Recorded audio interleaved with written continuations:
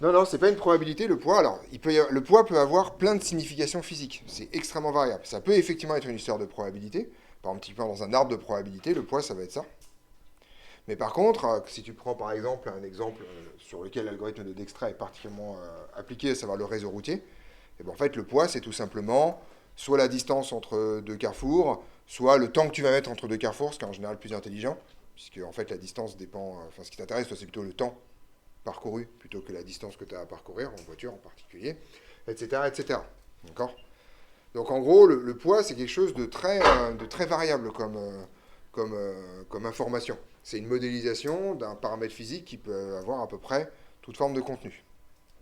Et par ailleurs, dans un arbre de probabilité, par exemple, l'algorithme de Dijkstra est un truc relativement inintéressant. Ça nous intéresse pas vraiment de savoir quel est le truc le plus machin, surtout que déjà dans un arbre, je vous rappelle qu'il n'y a qu'un seul chemin pour aller d'un point à un autre.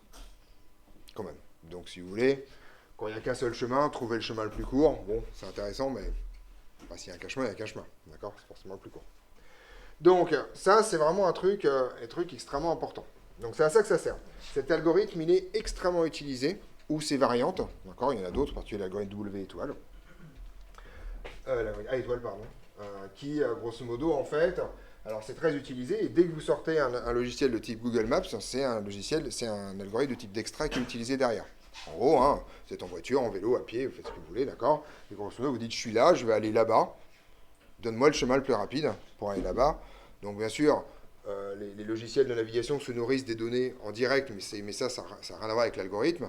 Elles se nourrissent des données en direct pour en fait ajuster le poids des diverses arêtes en fonction de ce qui se passe en ce moment. D'accord. Mais là, en fait, ce que vous allez chercher, c'est le chemin de temps minimal avec ça. Alors,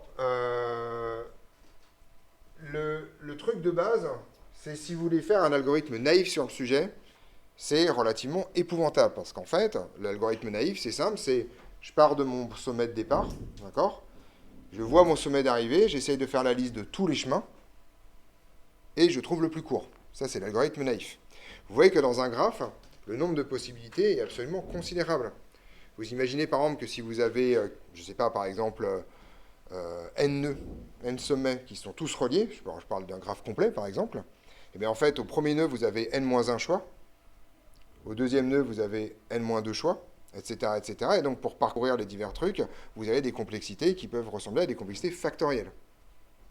Donc ça, quand vous avez un problème dont les complexités temporelles sont en factoriel, juste vous le faites pas. C'est pas genre on va essayer vaguement, quoi. D'accord. Vous essayez pas, ça sert à rien, parce que faire la liste de tous les chemins, dès que le nombre de chemins va excéder un certain nombre qui n'est pas très élevé, on parle en général de 50, le nombre de nœuds, vous avez des problèmes qui prennent plusieurs siècles, voire plusieurs milliards de siècles à résoudre. Donc vous ne le faites pas, parce que vous n'avez pas que ça à foutre de votre vie que d'attendre 10 puissance 30 siècles que grosso modo votre ordinateur crache la réponse. On est d'accord là-dessus. Donc il faut bien comprendre un truc très très important sur la complexité, c'est qu'il y a des niveaux de complexité qui ne rendent pas simplement les problèmes plus longs. Vous avez des niveaux de complexité qui rendent les problèmes impossibles humainement parlant. Juste parce que, en fait, vous serez mort avant que, vous et l'humanité probablement, sera morte avant que l'ordinateur ait fini de cracher sa réponse. On est d'accord. Voilà. Excuse-moi, tu regardes ton ordinateur, pourquoi exactement? Non, non, sois pas désolé. Je te l'ai déjà dit au premier cours, d'accord. Soit tu viens en cours pour m'écouter, soit tu viens pas. On est clair là-dessus. Donc moi, j'ai rien contre le fait que tu es un ordinateur, mais là, il n'y a rien à noter, il n'y a rien à regarder, c'est moi que t'écoutes. On est d'accord. Donc soit ton ordinateur, je te l'interdis, il y a les polis, il n'y a pas de problème, soit tu m'écoutes. On est au clair là-dessus. Bien. Parce que le problème, c'est qu'effectivement, tes autres camarades, eux, n'ont pas le droit d'avoir leur téléphone portable pour regarder toutes les merdes de la Terre qu'ils ont à disposition. D'accord.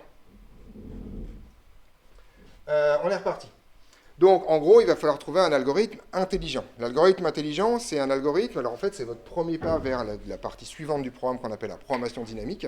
Ce genre d'algorithme intelligent, c'est d'essayer de faire des algorithmes qui, de façon plus ou moins contrôlée, on va dire, plutôt prévisible, vont en fait essayer de trouver, d'éliminer les solutions qui sont manifestement improbables. D'accord. Mais en fait, le problème de ce genre de choses, par exemple, si je vous dis, ok, je vais aller de Paris à Marseille, est-ce que c'est intelligent de passer par Lille? Si vous avez une vague idée de la géographie française, vous allez me dire, probablement non. D'accord.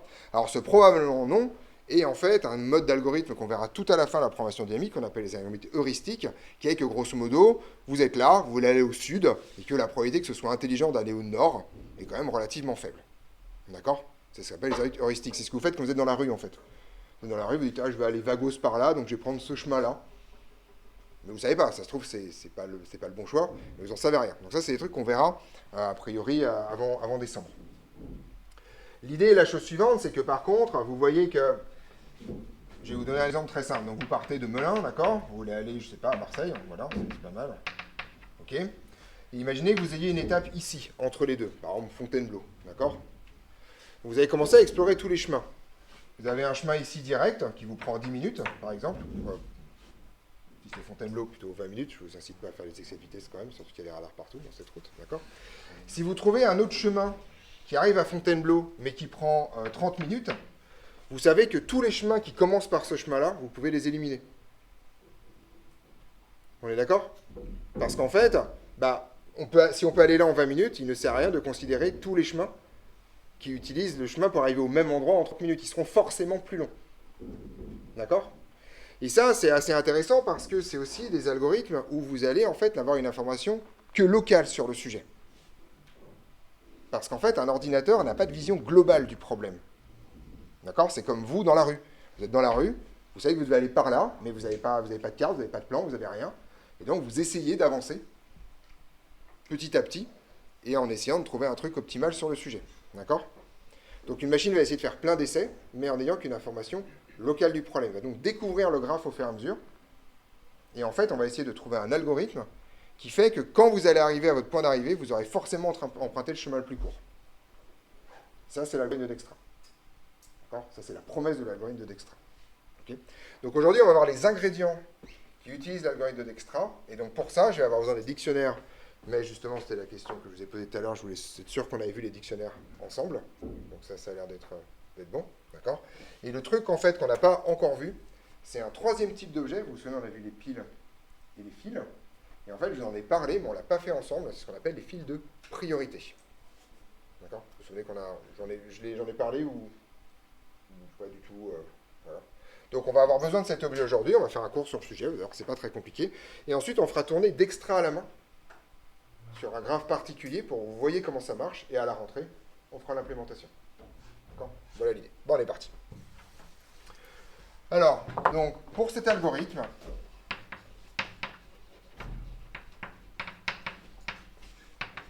on a besoin d'avoir ce qu'on appelle une file de priorité.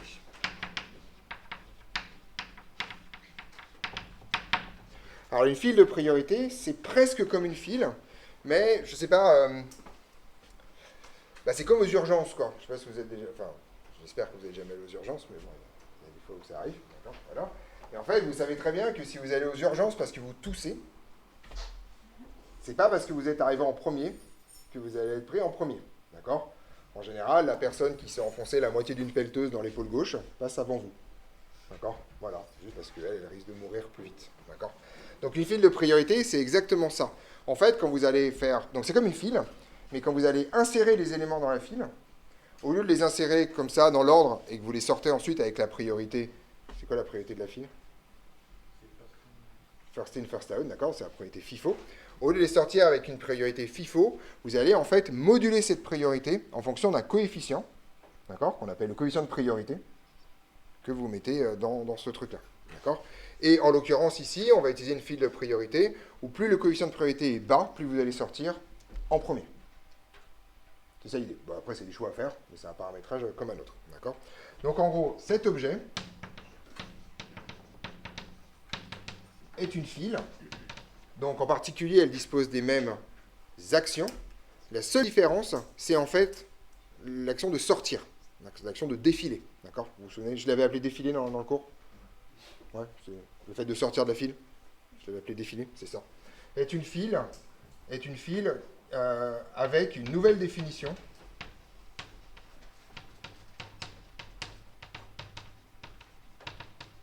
Pour défiler. Donc en fait, défiler, c'est on sort l'élément affecté du coefficient de priorité le plus faible. Et en cas d'égalité, on réutilise la priorité FIFO standard. Et en fait, on sort le premier qui est rentré. En cas d'égalité,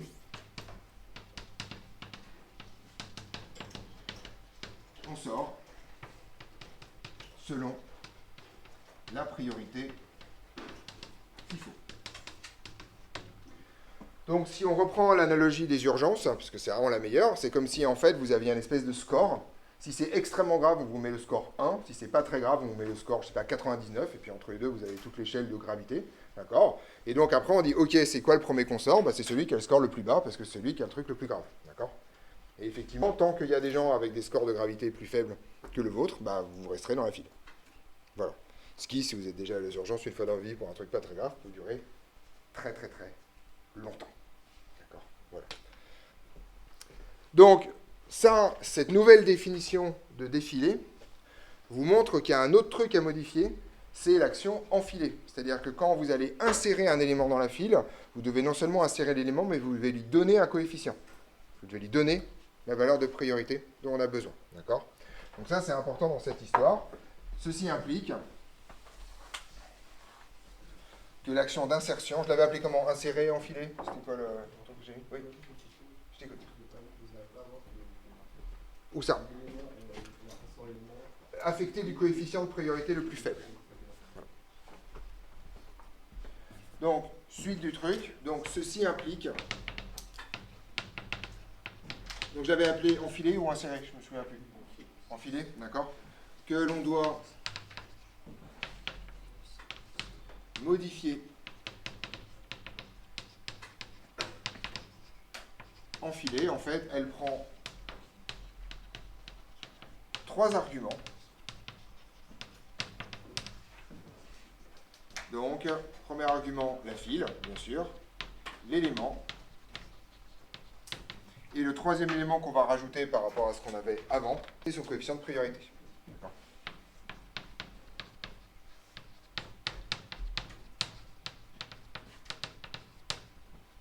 Voilà l'idée. Donc, c'est une toute petite modification par rapport à une file, d'accord? C'est que, en gros, en fait, vous n'avez pas une file qu'on pourrait qualifier de égalitaire, vous avez peut-être une file équitable, je ne sais pas comment on pourrait dire les choses, mais en tout cas, c'est pas parce que vous êtes arrivé en premier dans la file, enfin, c'est pas parce qu'un élément est arrivé en premier dans la file qu'il va sortir en premier. D'accord?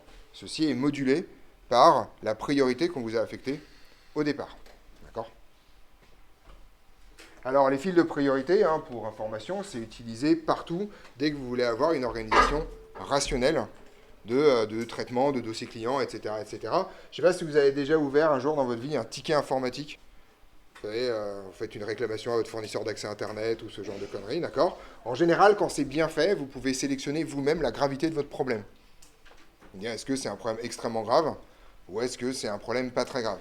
Bien sûr, la majorité des gens étant relativement inéduqués par rapport au fonctionnement de ça, tout le monde dit que c'est extrêmement grave, donc ça sert littéralement à rien. Mais en fait, en vrai, ça, vous risquez d'avoir une réponse plus rapide si tout le monde respecte la règle que si tout le monde se jette sur assez extrêmement grave. D'accord? Parce qu'en fait, si ça fonctionne bien, bah, effectivement, vous résolvez les problèmes très graves d'abord. Les gens qui peuvent attendre bah, vont attendre, puis c'est pas très très grave, de toute façon, puis qui peuvent attendre. D'accord? Et à l'arrivée, ça finit par retomber. D'accord? Voilà. Donc bien entendu, en fait, en vrai, c'est pas ça qui se passe. En vrai, vous allez sur la page, vous dites que c'est pas grave, vous revenez exactement 37 secondes plus tard parce qu'on vous a pas répondu, vous faites le même ticket avec un truc plus grave, et puis exactement 43 secondes plus tard, quand vous êtes très énervé que personne ne vous réponde, vous refaites le même. Vous avez donc inséré 25 fois le même élément avec des éléments de priorité différents dans l'histoire, et vous avez littéralement cassé tout le processus, y compris pour vous, par ailleurs. Voilà, donc c'est pas très mal, mais c'est comme ça. D'accord? Voilà. Quand je dis vous, on a tous fait ça à un moment donné, voilà, c'est pas très grave. D'accord? Donc vous comprenez l'idée? D'accord? Voilà. Si vous voulez avoir une vision moins technique du problème, c'est comme la file prioritaire dans les supermarchés. D'accord? En gros, faites passer mamie d'abord, tant qu'il y a des mamies, puis après les gens passent normalement derrière. Voilà. C'est bon. Vous voyez de quoi je parle? On est au clair là-dessus? Et là, en fait, ce qu'on va faire à partir de maintenant, c'est qu'on va voir en fait que si on fait un parcours avec file de priorité, eh bien en fait, vous allez avoir naturellement le chemin le plus court qui va sortir si on fait ça de façon intelligente. D'accord? Donc on va regarder un peu comment ça se passe et on va faire aujourd'hui tourner à la main l'algorithme de Dijkstra. D'accord? Je vais vous montrer comment il marche. Donc on va faire tourner l'algorithme sur le graphe suivant. Alors, avec un peu de chance, je l'ai encore, sinon je vais essayer de le faire de mémoire. Vous allez me donner 10 secondes. C'est possible que je l'ai. J'ai pas mon. Non, j'ai pas mon cahier, donc c'est arrivé. Alors, je me demande si je ne l'ai pas mis sur votre. Parce que j'ai un graphe que j'aime beaucoup pour faire ça. Mais je ne sais pas si sur votre poly je l'ai mis ou pas. Non, je ne l'ai pas mis. Bah, ce n'est pas grave, je vais le faire moi-même. Je le connais à peu près. Vous allez donc me donner 2-3 minutes pour que je. Enfin, 2-3 minutes. Voilà, pour que je le réaborde doucement. Alors, l'idée est la chose suivante. Je vais partir de mon sommet de départ ici. D'accord? Voilà. Et mon sommet d'arrivée va être là-bas. Alors en fait, on va faire un truc comme ça. Voilà. Donc bien sûr, moi je vais avoir une vision globale de mon graphe, d'accord? Et donc ça va être mon chemin le plus court, d'accord? Et je vais pondérer les choses. Donc mon chemin le plus court, je vais dire par exemple que c'est 12, 3 et 1, d'accord? Donc le chemin total ici vaut combien?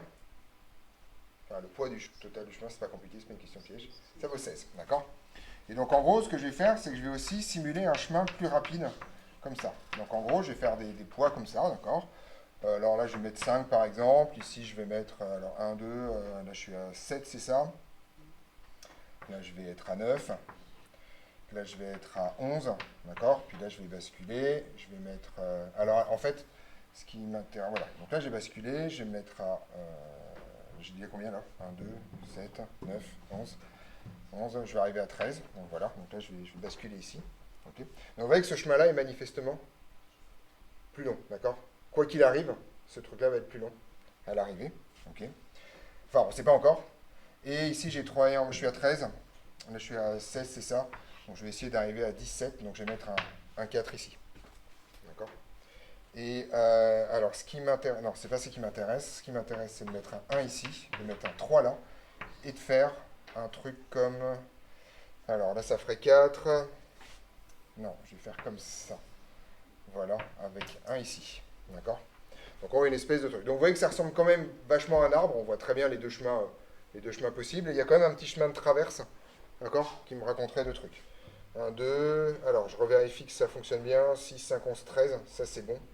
D'accord? Là je suis en cas d'égalité. Alors j'ai un truc à faire et à changer ici pour que ce soit bien. Je vais mettre 3 ici et je vais mettre 2 là. Voilà. Comme ça devrait être bon. 2, 7, 11 et 3, 14. Voilà. Donc en gros, on va essayer de comprendre un peu comment ça fonctionne. D'accord? Donc le but du jeu, dans cette histoire, vous n'êtes pas obligé de noter, d'accord, cette histoire, vous pouvez le faire tourner. Mais ce qui m'intéresse, c'est qu'on fasse tourner l'algorithme, je vous montre comment ça marche, comme d'habitude, et ensuite on l'implémentera en Python à la rentrée. Mon sommet de départ, c'est celui-là. Et je veux aller ici. D'accord? Je veux aller à mon sommet d'arrivée. Alors, pour qu'on sache de quoi on parle, mes sommets, je vais leur donner des noms, comme d'habitude, d'accord? Donc, je vais les appeler A, B, C, D, E, F, G, H, I, J et K. On est d'accord là-dessus? Voilà. Donc, encore une fois, on va revérifier que je n'ai pas fait de conneries. Mais le chemin le meilleur, c'est celui-là, si je ne me trompe pas. Et attendez, celui-là est... Ah oui, c'est le problème. Celui-là est équivalent, on est d'accord? Donc je vais mettre un 3 là. Voilà. On est d'accord que le chemin le meilleur, c'est celui-là, puisqu'il a 16. Que celui-là est un tout petit peu meilleur, et un tout petit peu moins bon, pardon, puisqu'il est à 17. Ok. Et que celui-là est à 18, si je ne me trompe pas. Enfin, si j'ai bien fait le boulot, je crois que c'est ça. 2, 7, 7 et 4, 11... 14, 14 et 4, 18. D'accord? Donc on a trois chemins qui sont assez proches les uns des autres. D'accord? Et on sait quel est le meilleur. C'est celui-là. D'accord? Donc ça on le sait parce que là on a réussi à faire un truc, c'est qu'on a regardé tous les chemins possibles, parce qu'il n'y en a que 3, grosso modo. Alors non, il y en a plus, hein. Il y a aussi celui-là par exemple. D'accord? Celui qui ferait comme ça. Ok? Mais grosso modo, il n'y a pas beaucoup de chemins, donc on est capable d'en faire la liste sans aucune forme de problème et de comparer. Encore une fois, ça c'est une façon de faire qui est illusoire dès que vous avez un truc beaucoup plus compliqué. Je rappelle que l'algorithme de Dijkstra c'est appliqué sur un truc comme Google Maps où chaque nœud, c'est chaque intersection. Donc c'est pas juste 10 trucs qui se battent en duel et machin, c'est juste un nombre d'arêtes et de sommets qui est absolument considérable. On est d'accord? Donc maintenant on va essayer de comprendre. Alors le principe en fait de Dijkstra, c'est exactement le même qu'un principe de parcours. Le but du jeu, c'est de parcourir le graphe en utilisant une file de priorité. Donc ça va ressembler un peu à un parcours en quoi quand on utilise une file? Ouais. En largeur, effectivement. Donc ça va ressembler un peu à un parcours en largeur, d'accord? Mais en fait, au lieu de sortir les éléments avec la priorité FIFO, comme dans une file normale, on va les sortir avec la file de priorité. Mais sinon, l'algorithme de Dijkstra est exactement le même algorithme que les algorithmes de parcours. D'accord? Donc si vous connaissez vos algorithmes de parcours, vous n'avez pas beaucoup d'efforts à faire pour comprendre l'algorithme de Dijkstra. Donc on est parti. Je vais faire des dessins. Donc on se donne alors plusieurs choses. Donc une file de priorité que je vais appeler grand F, d'accord? Voilà. Alors, je vais faire des dessins comme d'habitude. Voilà. Donc voilà, ma file de priorité, elle est là. Donc comme c'est une file, bah, je la mets comme ça, et puis si c'était une file normale, elle sortirait comme ça, mais ça va dépendre des divers coefficients. D'accord? Alors, de quoi je vais avoir besoin? Je vais avoir besoin de... Donc j'ai une file. J'ai un dictionnaire, qui est le dictionnaire des sommets que vous avez croisés. D'accord? Donc il fait simplement la liste des sommets, avec au départ des valeurs qui vont être... qui au départ, c'est un truc vide. On est d'accord? Voilà. Donc ça, c'est pour retrouver... Donc pour l'instant, on va faire un truc simple. Je vérifie en fait la suite des sommets, voilà. Donc il me faut un dictionnaire.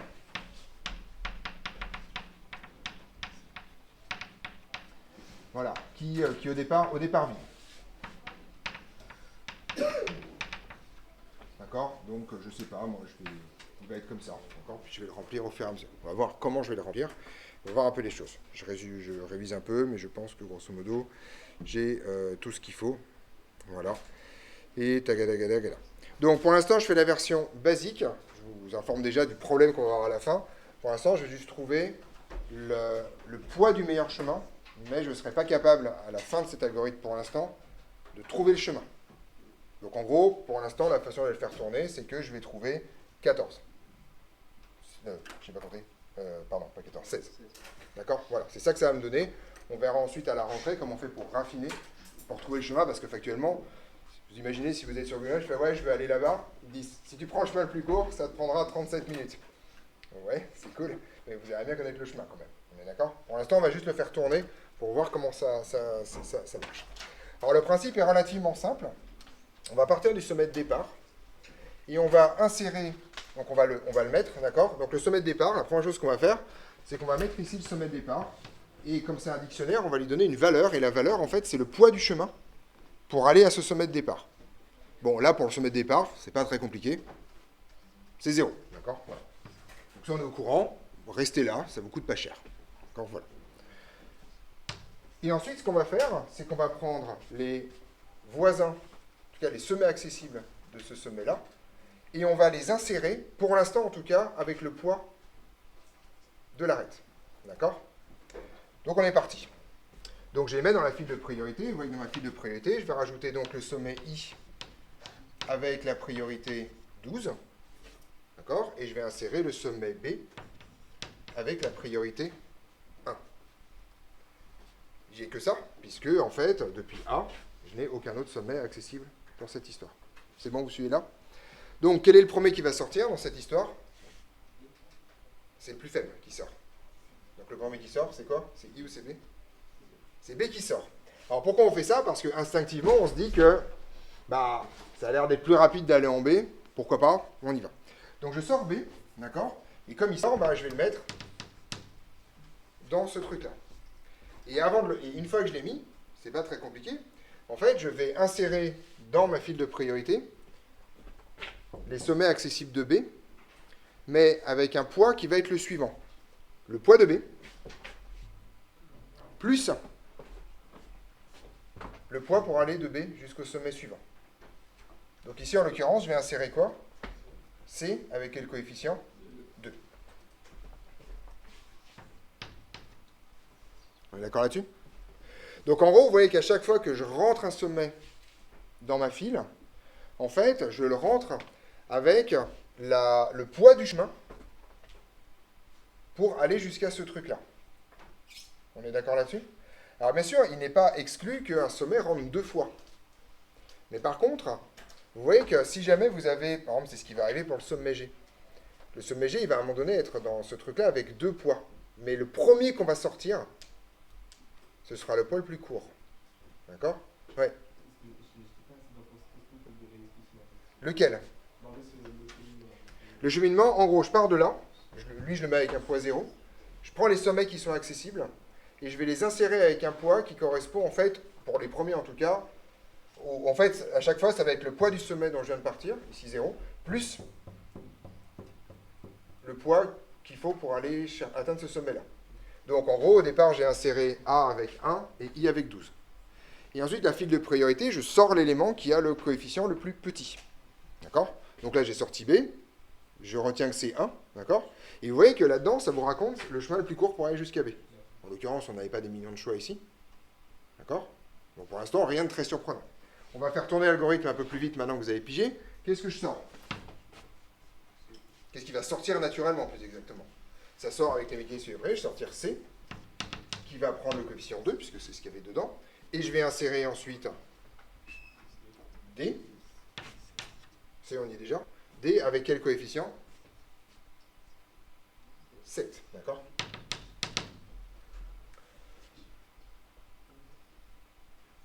On va sortir, donc ensuite c'est pas très compliqué, qu'est-ce qu'on sort? D avec 7, vous voyez que là c'est pas très intéressant parce qu'on est en train de toujours suivre le même chemin, il n'y a pas d'embranchement, il n'y a rien qui se passe dans cette histoire, d'accord?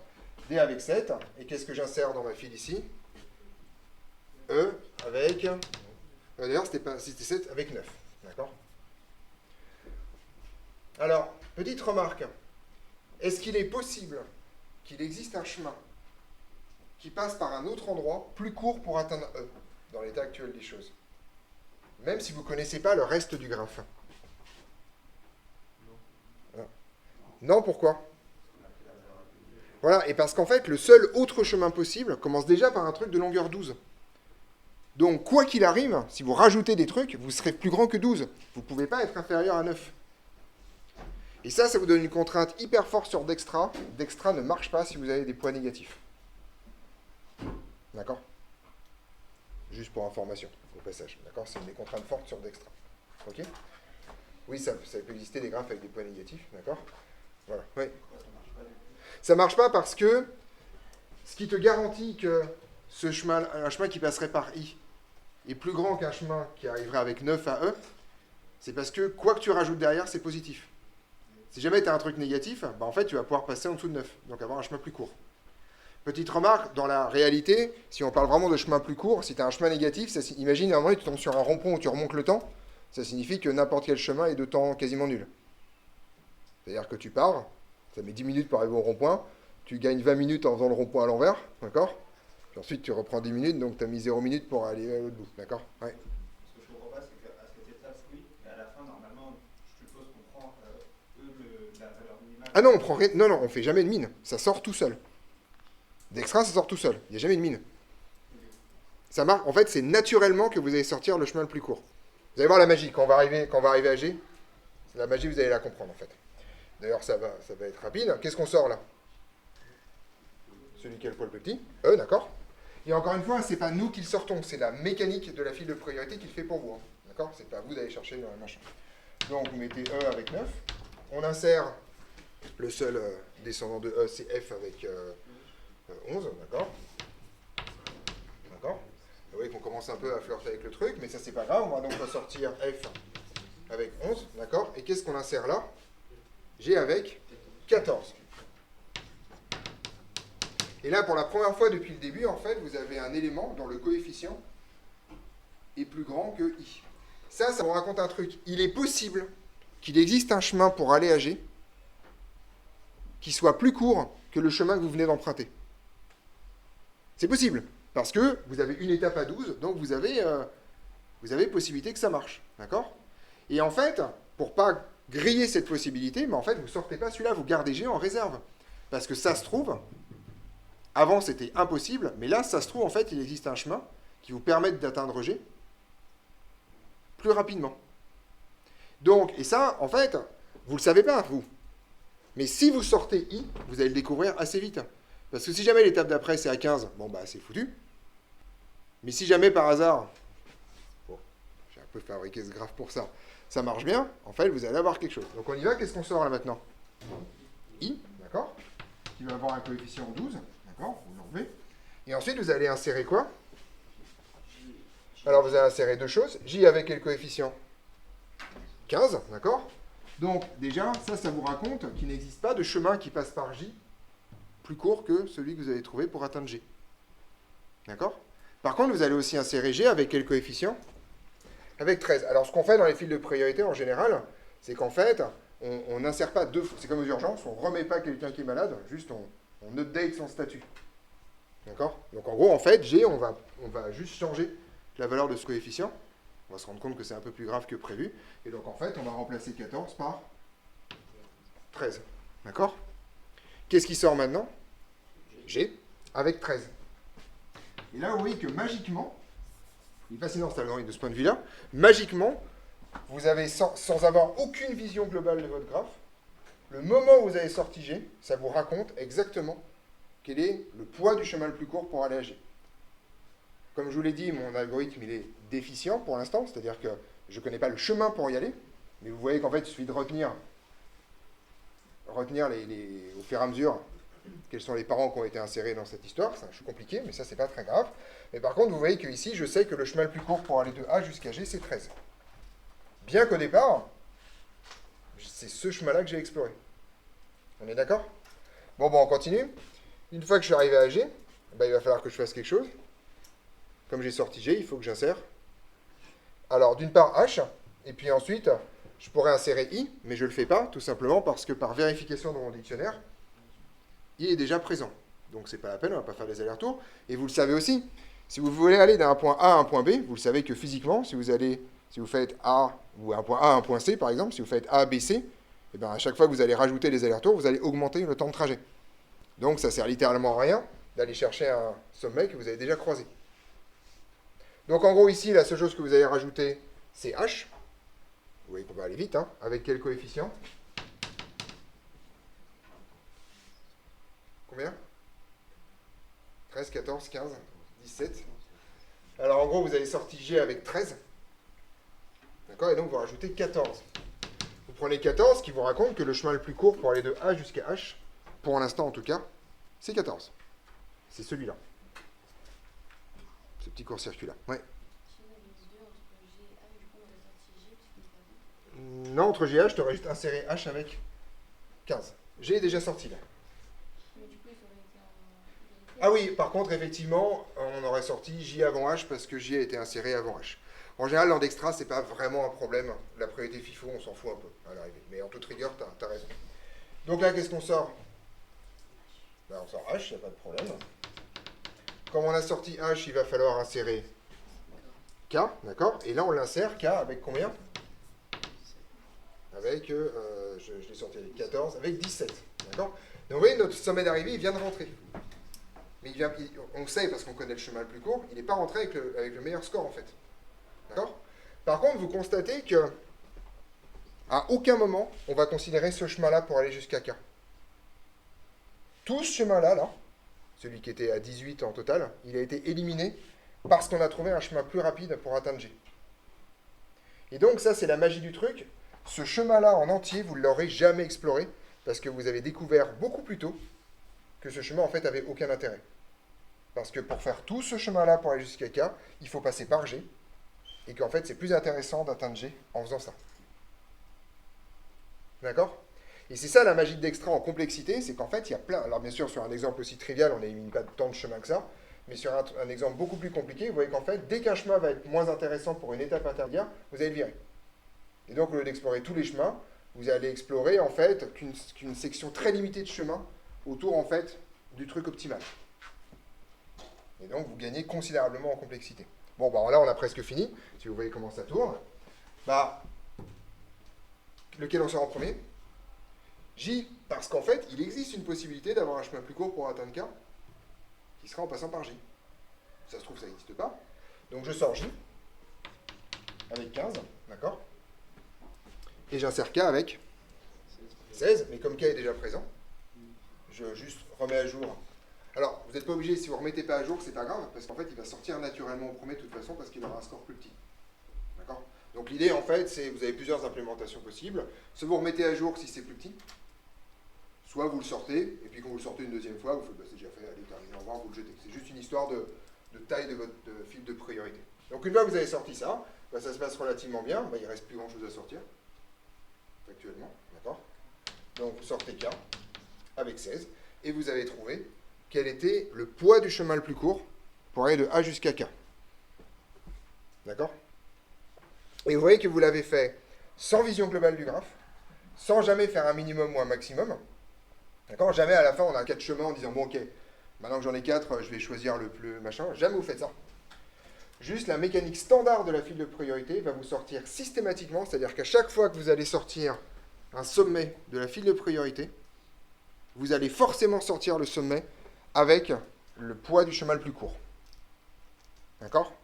Donc ça, c'est ultra magique et ça tient exclusivement à la façon dont la file de priorité fonctionne. On est au clair là-dessus? Voilà. Donc là, c'est parfait. D'accord? Il nous reste à trouver et à implémenter une façon de, en fait, se retrouver le chemin dans l'autre sens. Donc ça, c'est un grand paradigme de programmation dynamique. En général, on trouve la solution optimale, en tout cas le résultat de la solution optimale, mais on doit reconstruire en revenant dans l'autre sens le chemin qu'on a parcouru. Alors pour faire ça, en fait, c'est relativement simple. Il vous faut une liste, en fait, qui est qu'à chaque fois que vous insérez quelque chose dans la file de priorité, vous notez le parent avec lequel vous l'avez inséré. Et si jamais vous mettez à jour la valeur dans la file de priorité, autrement dit, si vous avez trouvé un chemin meilleur, vous mettez également à jour son parent. Résultat des courses, quand vous arrivez au bout, vous faites OK, alors, K, quand je l'ai inséré en fait optimalement avec quel parent? Eh bien, c'est pas très compliqué, c'était avec J. J, je l'ai inséré optimalement avec quel parent? Bah, c'était avec I. I, je l'ai inséré optimalement avec quel parent? Bah, c'était avec A. Je suis revenu à mon sommet de départ, donc mon chemin, c'est A, J, K. D'accord? Donc, il y a un autre objet à sortir pour retenir un peu ce qui s'est passé et comment vous avez passé, mais vous pouvez aussi le faire étape par étape, cette insertion. Et donc, vous pouvez reconstruire a posteriori votre chemin. Donc, ça se fait donc en 2 temps. Le premier temps, c'est vous trouvez le poids du truc, et le deuxième, vous pouvez afficher le chemin en le reconstruisant dans l'autre sens. Petite remarque, vous remarquez que Dijkstra est un algorithme hyper complet, parce que non seulement vous avez le chemin optimal pour aller de A jusqu'à K, mais vous avez également le chemin optimal pour aller de A jusqu'à n'importe quel sommet que vous avez croisé au moins une fois dans la recherche de votre sommet. Ça ne veut pas dire que vous croiserez tous les sommets de votre graphe, ça dépend quand est-ce que vous vous arrêtez. Imaginez par exemple que j'en ai mis un là, je ne sais pas, un truc que j'appelle M ici. M, vous ne le croiserez jamais, parce que quand vous arrivez à K, vous vous en foutez, vous vous arrêtez. Donc c'est pas comme un parcours, ça ne vous donnera pas tous les sommets du graphe. Par contre, tous les sommets que vous avez croisés au moins une fois dans ce parcours, et que vous avez sortis, et qui sont à une distance, en fait, grosso modo, vous allez sortir tous les sommets qui sont à une distance inférieure à votre sommet d'arrivée. Donc ça, c'est extrêmement puissant, parce que non seulement ça vous donne bien sûr l'information que vous avez envie, mais en plus ça vous donne aussi le chemin optimal pour aller sur n'importe quelle intersection, ou n'importe quel sommet, à une distance plus faible que celle que vous avez. On est d'accord sur le fonctionnement de cette histoire? Voilà. Donc, je m'arrête là pour aujourd'hui. On fera l'implémentation de Dijkstra à la rentrée, mais vous voyez qu'il ne reste pas grand-chose à faire. Ce que je demande de faire pour la rentrée, cet algorithme et l'implémentation est complètement détaillé sur votre poly de résumé de cours, c'est de le relire, de comprendre comment ça marche. Et n'hésitez vraiment pas à vous dessiner, comme moi je l'ai fait, un petit graphe avec des petits trucs un peu vicieux, genre en fait c'est ce chemin-là qui serait le plus optimal, machin chose, pour voir en fait que Dijkstra sera étanche à ce genre de petites saletés. Voilà. Je vous souhaite de bonnes vacances, puisqu'on ne se voit pas d'ici la rentrée, et on se revoit à la rentrée.